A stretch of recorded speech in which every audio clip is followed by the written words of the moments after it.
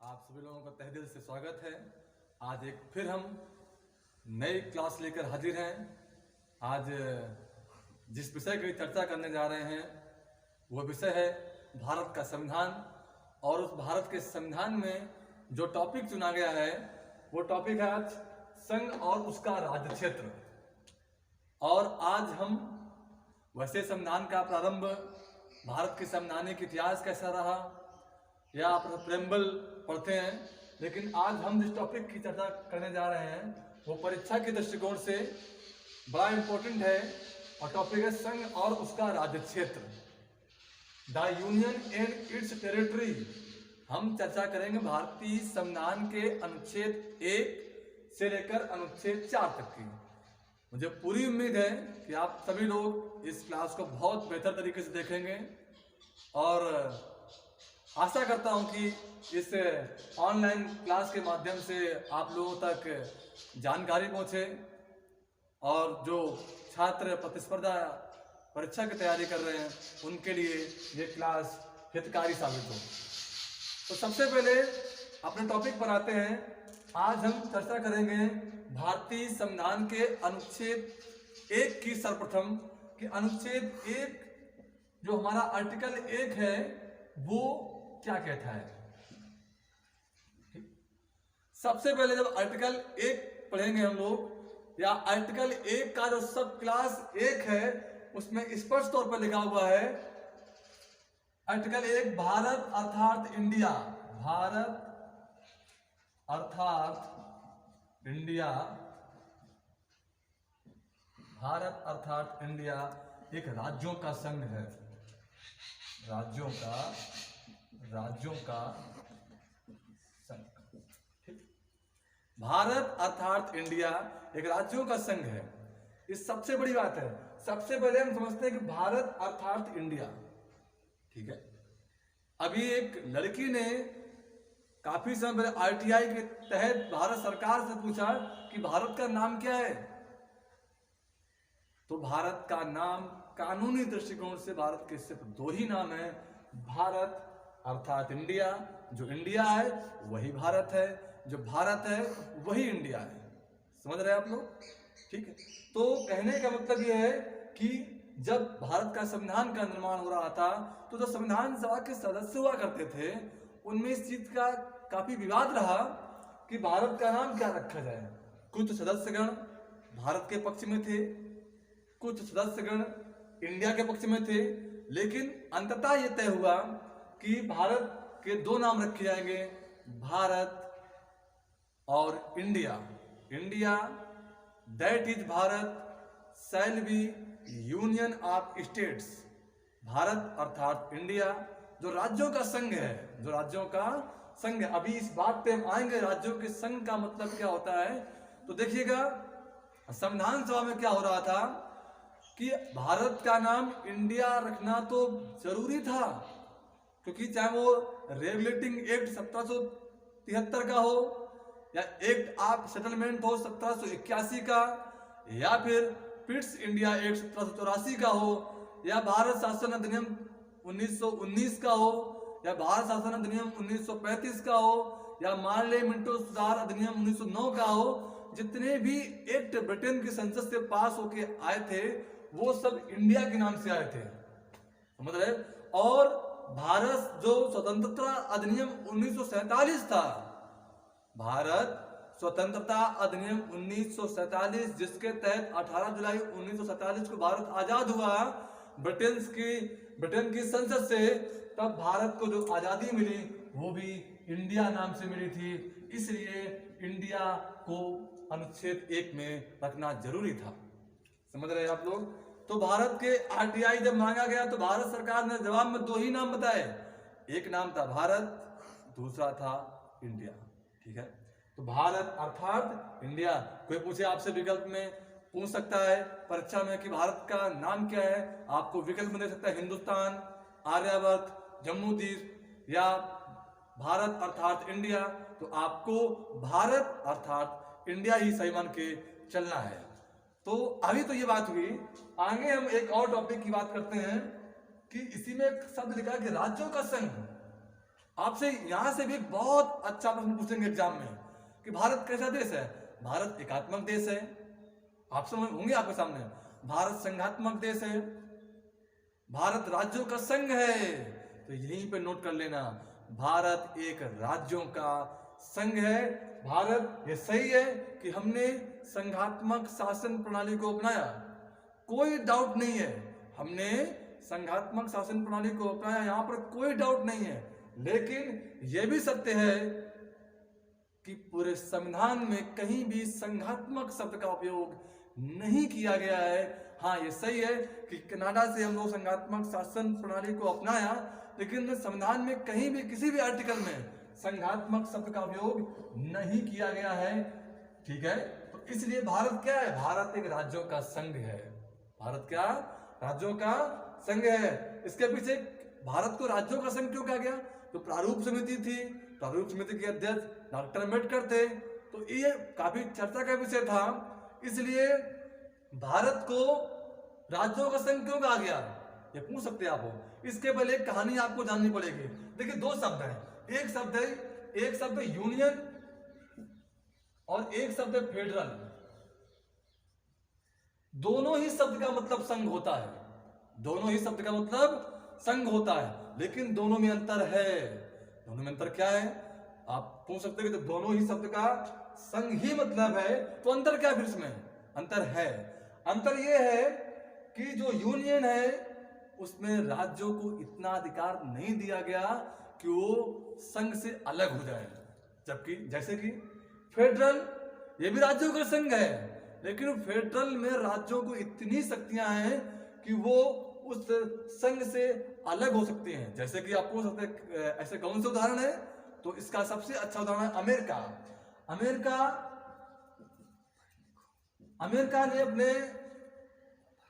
America ने अपने संविधान में शब्द का उपयोग किया फेडरल। ठीक है, अमेरिका 50 राज्यों का एक संघ, नाम क्या है? USA, United state of America.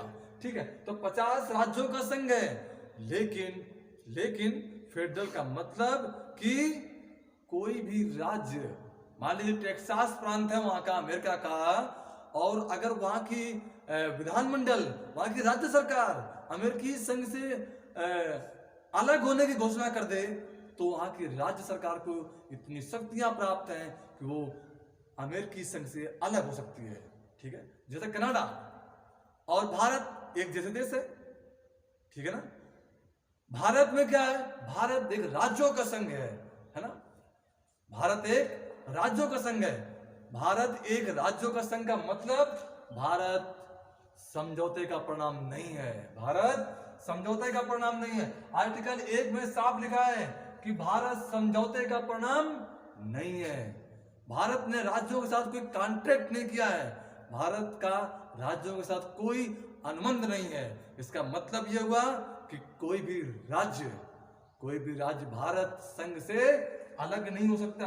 कोई भी राज्य भारत संघ से अलग नहीं हो सकता है।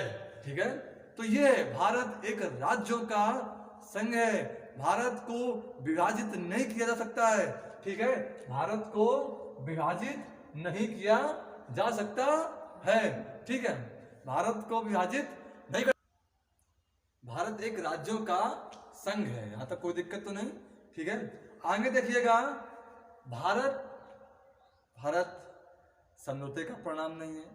भारत का किसी राज्य से कोई कॉन्ट्रैक्ट नहीं है, अर्थात इसका मतलब है कि भारत संघ से कोई अलग नहीं हो सकता। इसीलिए कहा गया भारत एक राज्यों का संघ है। ठीक है, यहां तक आप लोगों को ठीक से समझ में आ गया होगा। अब आगे देखिए, जो आगे की जो कहानी है उसमें भारत को किस प्रकार बताया गया। भारतीय संविधान का जो आर्टिकल 1 का सब क्लास 3 है, भारतीय संविधान का जो अनुच्छेद 1 है उसका जो सब क्लास 3 है, वो उसमें भारत को 3 प्रकार से कहा गया। भारत को 3 हिसाब से बताया गया। जैसे कि पहला कहता है भारत के राज्य क्षेत्र, भारत के राज्य क्षेत्र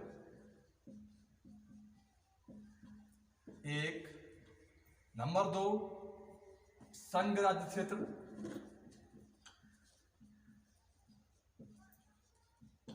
और तीसरी बात जो सबसे इंपॉर्टेंट है, अर्जित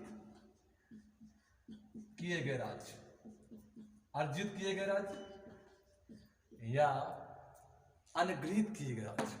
ठीक है, तो भारत जैसे कि भारत एक राज्य का, भारत के राज्य क्षेत्र, भारत के संघ राज्य क्षेत्र जिन्हें हम केंद्र शासित प्रदेश कहते हैं, और ऐसे राज्य क्षेत्र जिन्हें भारत ने अर्जित किया हो, जिन्हें भारत ने अर्जित किया हो। ठीक है, तो हमने जो हमारा देश है उस देश को हमने जो राज्यों में बांटा, क्यों बांटा? राज्यों में हमने प्रशासनिक सुविधा के लिए हमने भारत के राज्य क्षेत्रों में बांटा। ठीक है, तो भारत में 3 प्रकार के भारत राज्यों का, भारत का राज्य क्षेत्र, संघ राज्य क्षेत्र और ऐसे राज्य जो भारत ने अर्जित किया हो। अब यहां से एक और अच्छा प्रश्न बनता है। क्या बनता है अच्छा प्रश्न है? उसको जरा देखिए। अच्छा प्रश्न ये बनता है कि जब 7वें संशोधन के तहत 1956 में भारत के संविधान में संशोधन हुआ, ठीक है, तो भारत में उसमें 14 राज्य और 6 संघ शासित प्रदेश हुआ करते थे।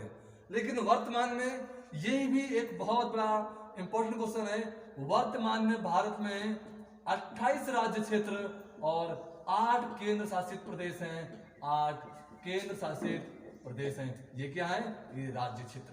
ठीक है, भारत में 28 राज्य क्षेत्र और 8 केंद्र शासित प्रदेश है।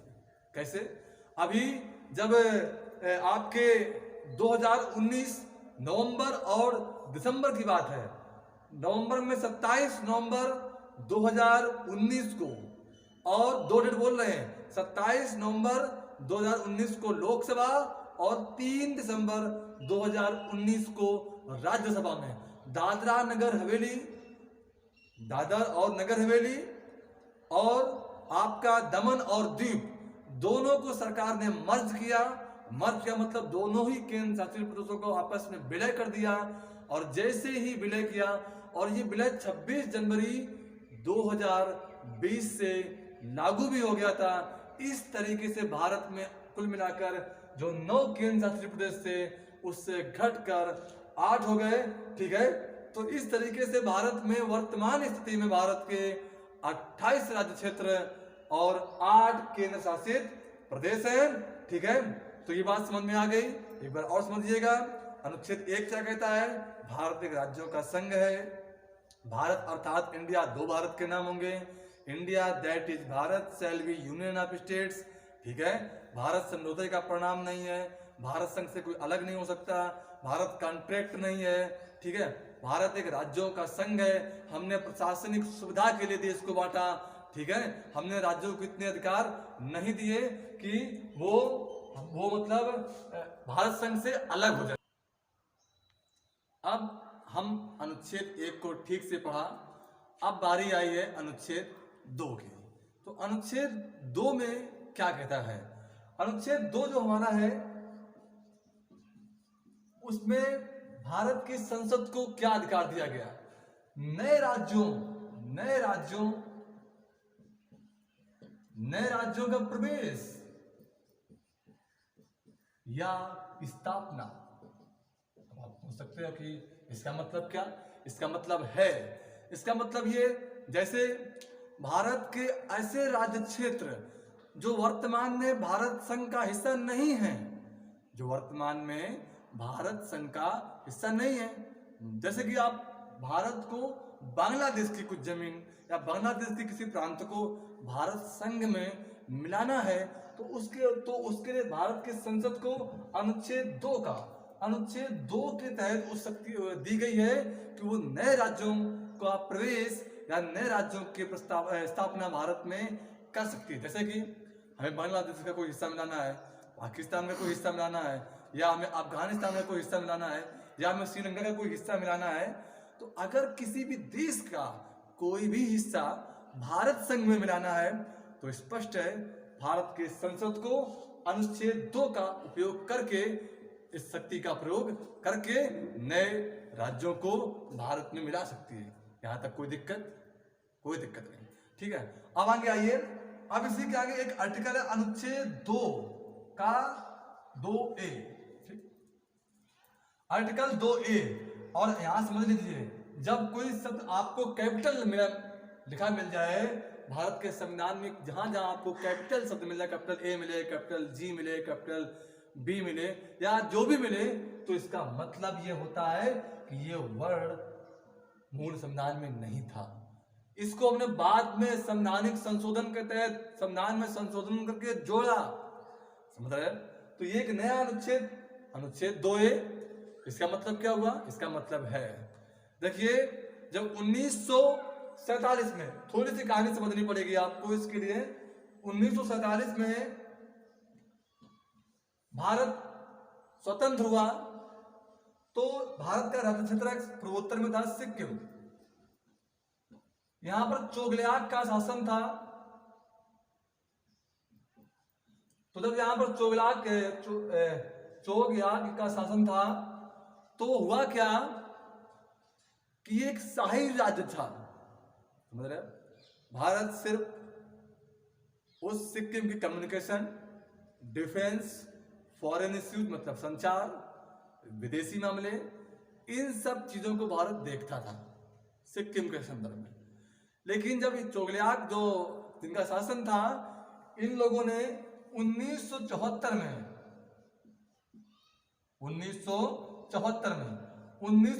में भारत संघ में मिलने की इच्छा बताई, ठीक है?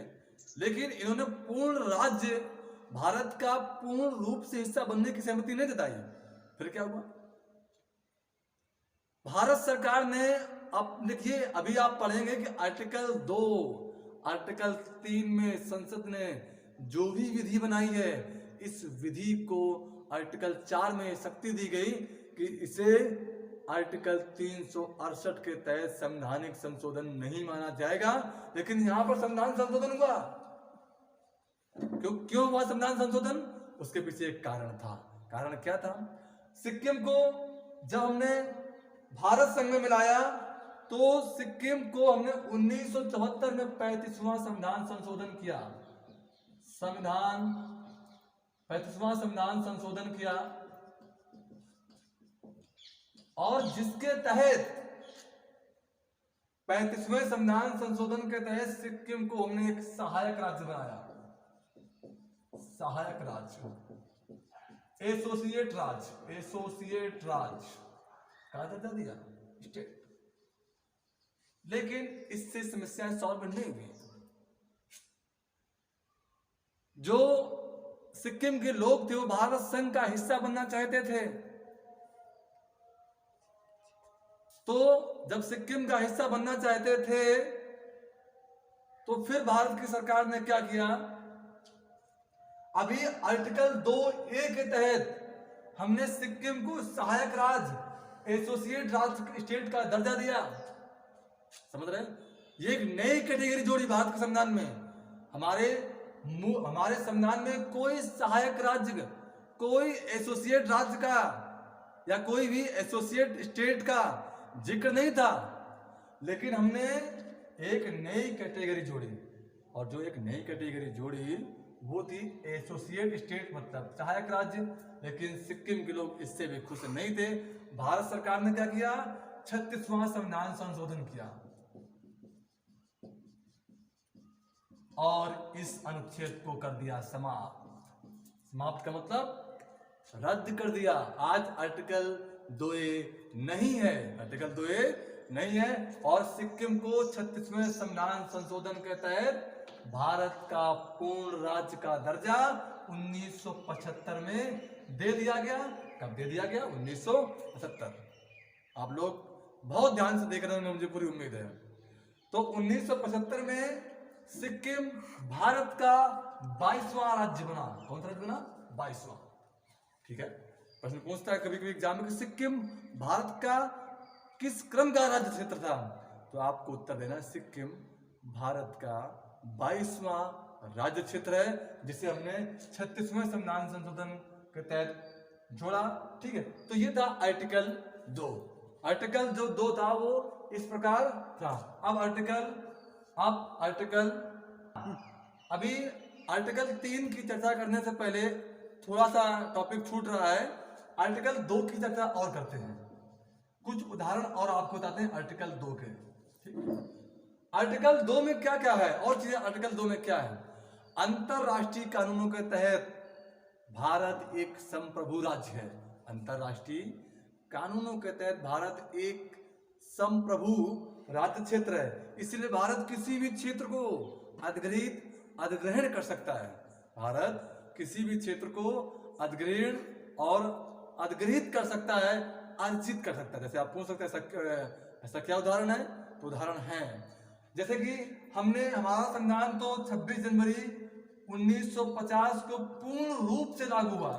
ठीक, यहां से एक प्रश्न है, हमारा संविधान 26 जनवरी 1950 को पूर्ण रूप से लागू हुआ, लेकिन प्रश्न अगर पूछे कि भारत का संविधान सर्वप्रथम कब लागू हुआ, तो जिस दिन भारत का संविधान स्वीकार किया गया 26 नवंबर 1949 को, इसी दिन भारत का संविधान लागू भी हो गया था और इसी दिन 15 अनुच्छेद भारतीय संविधान के प्रभावी हो गए थे। जैसे कि आपका अनुच्छेद 5, 6, 7, 8 इस टाइप से 15 अनुच्छेद थे जो इसी दिन लागू हो गए थे। लेकिन भारत का संविधान पूर्ण रूप से 26 जनवरी 1950 को लागू हुआ। ठीक है, आगे आते हैं। जैसे 1954 में पांडिचेरी भारत का हिस्सा बना, हमने फ्रांसीसियों से दिया जो विदेशी क्षेत्र था, है ना। 1961 में जाएंगे तो गोवा, 1961 में गोवा भारत ने पुर्तगालियों से लिया। ठीक है, गोवा है, दमन द्वीप है।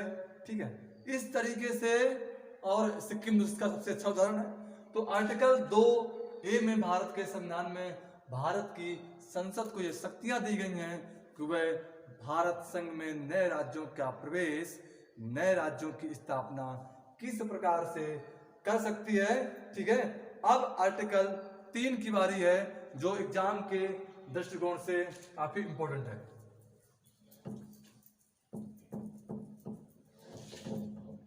देखो आर्टिकल 3 में क्या है। आर्टिकल 3 जो है वो भारत की संसद को क्या शक्तियां देता है। आर्टिकल 3 भारत की संसद को व्यापक शक्तियां देता है। ठीक है, आप पूछ सकते हैं कि व्यापक शक्तियों का मतलब ये है कि भारत की जो संसद है उसको अनुच्छेद 3 के तहत क्या क्या अधिकार है, जरा समझिएगा। पहला अधिकार, वह वर्तमान राज्य क्षेत्र में, कोई भी वर्तमान राज्य है, वर्तमान राज्य को 2 या 2 से अधिक भागों में विभाजित कर सकती है ना। वर्तमान राज्य क्षेत्र को 2 या 2 भागों में विभाजित कर सकती है, या 2 या 2 से अधिक राज्यों का विलय कर सकती है और एक ही राज्य बना सकती है। किसी भी राज्य के, और क्या लिखा है इसमें, किसी भी राज्य के क्षेत्र को बढ़ा सकती है। ठीक है, किसी भी राज्य के क्षेत्र को बढ़ा सकती है और किसी भी राज्य के क्षेत्र को घटा सकती है। किसी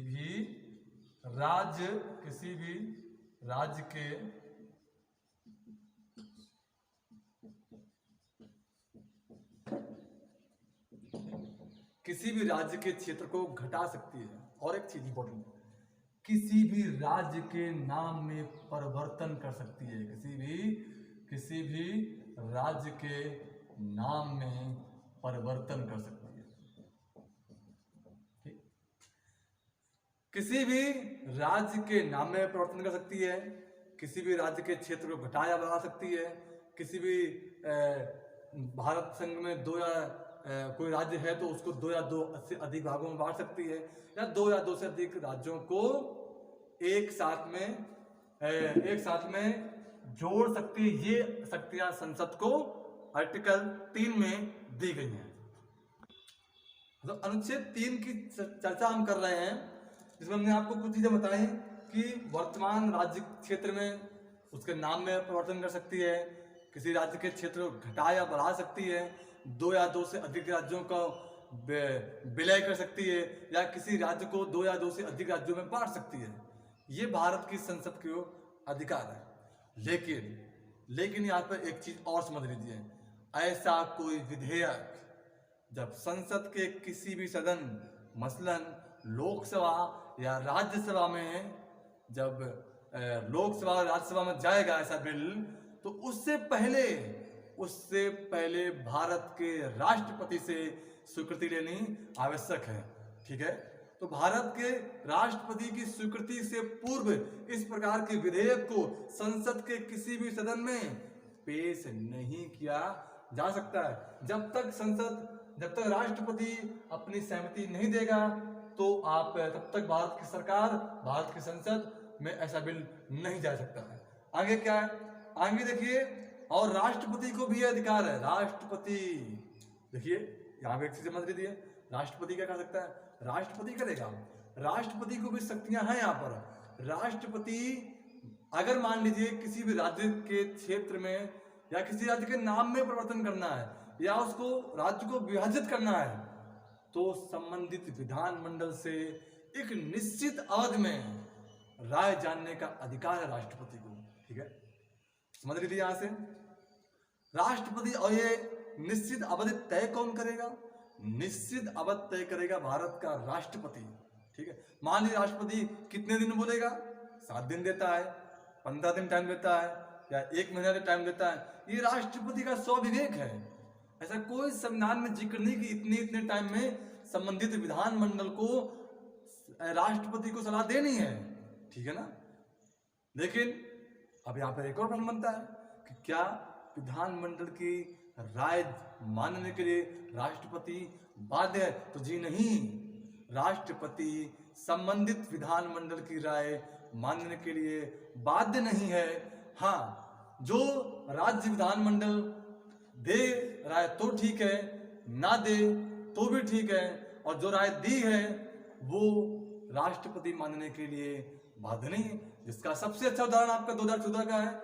2014 में क्या हुआ, आंध्र प्रदेश जो भारत का राज्य क्षेत्र है उसके 2 टुकड़े हुए। ठीक, एक आंध्र प्रदेश और एक तेलंगाना। ठीक है, मतलब कहने का मतलब यह है कि आंध्र प्रदेश से निकालकर तेलंगाना बनाया गया है ना, और आंध्र प्रदेश तो पहले से ही है। आंध्र प्रदेश से काटकर जब तेलंगाना बनाया गया, तब भी राष्ट्रपति ने संबंधित राज्य के विधानमंडल से पूछा था, तो संबंधित राज्य के विधानमंडल ने मतलब आंध्र प्रदेश को विभाजित करने के विरोध में प्रस्ताव दिया था, राष्ट्रपति को मना किया था कि आंध्र प्रदेश को विभाजित नहीं कीजिए। फिर भी भारत की संसद यानी कि भारत का राष्ट्रपति संबंधित राज्य का विधानमंडल की राय मानने के लिए बाध्य नहीं है। ठीक है, तो राष्ट्रपति और पूरी प्रक्रिया होती है। और एक चीज समझ लीजिए, अब हम पुनः लौट के चल रहे हैं अनुच्छेद 2 और 3 में। अनुच्छेद 2 और 3 में जो भी प्रक्रिया होती है, अनुच्छेद 2 और अनुच्छेद 3 में जो भी प्रक्रिया होती है, वो सारी प्रक्रिया साधारण बहुमत से होती है। ये भी चीज समझ लीजिए। अब बारी है आर्टिकल 4 की। ठीक है, आर्टिकल 4 में क्या चीज का वर्णन किया गया है? आर्टिकल 4 स्पष्ट कहता है, यहां समझिएगा, आर्टिकल 4 कहता क्या है?